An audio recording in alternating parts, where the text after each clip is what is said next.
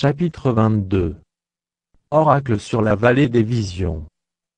Qu'as-tu donc, que tout ton peuple monte sur les toits? Ville bruyante, pleine de tumulte, cité joyeuse. Tes morts ne périront pas par l'épée, ils ne mourront pas en combattant. Tous tes chefs fuient ensemble, ils sont faits prisonniers par les archers, tous tes habitants deviennent à la fois captifs, tandis qu'ils prennent au loin la fuite. C'est pourquoi je dis détournez de moi les regards, laissez-moi pleurer amèrement, n'insistez pas pour me consoler du désastre de la fille de mon peuple. Car c'est un jour de trouble, d'écrasement et de confusion, envoyé par le Seigneur, l'Éternel des armées, dans la vallée des visions.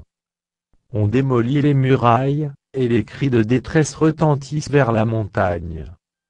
Et l'importe le carquois, des chars de combattants, des cavaliers, s'avancent, qui remet à nu le bouclier. Tes plus belles vallées sont remplies de chars, et les cavaliers se rangent en bataille à tes portes. Les derniers retranchements de Juda sont forcés, et en ce jour tu visites les armures de la maison de la forêt.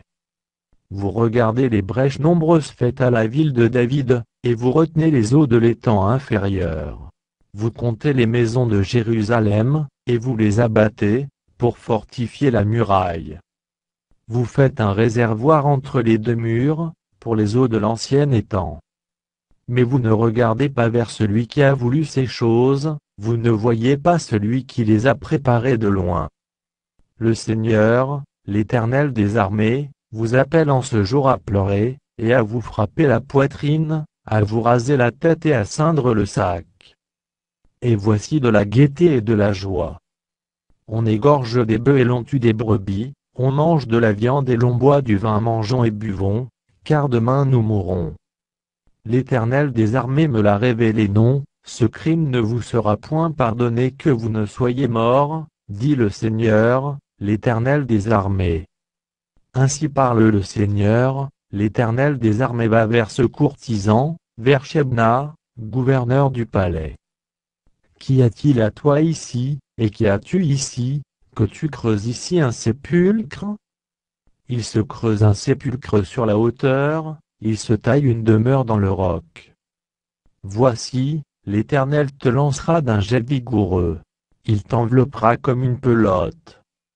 Il te fera rouler, rouler comme une balle, sur une terre spacieuse, là tu mourras, là seront tes chars magnifiques, ô toi, l'opprobre de la maison de ton maître. Je te chasserai de ton poste, l'Éternel t'arrachera de ta place. En ce jour-là, j'appellerai mon serviteur Eliakim, fils d'Ilkija. Je le revêtirai de ta tunique, je le ceindrai de ta ceinture, et je remettrai ton pouvoir entre ses mains, il sera un père pour les habitants de Jérusalem et pour la maison de Juda. Je mettrai sur son épaule la clé de la maison de David. Quand il ouvrira, nul ne fermera, quand il fermera, nul n'ouvrira. Je l'enfoncerai comme un clou dans un lieu sûr, et il sera un siège de gloire pour la maison de son père. Il sera le soutien de toute la gloire de la maison de son père, des rejetons nobles et ignobles, de tous les petits ustensiles, des bassins comme des vases. En ce jour, dit l'Éternel des armées, le clou enfoncé dans un lieu sûr sera enlevé, il sera abattu et tombera, et le fardeau qui était sur lui sera détruit, car l'Éternel a parlé.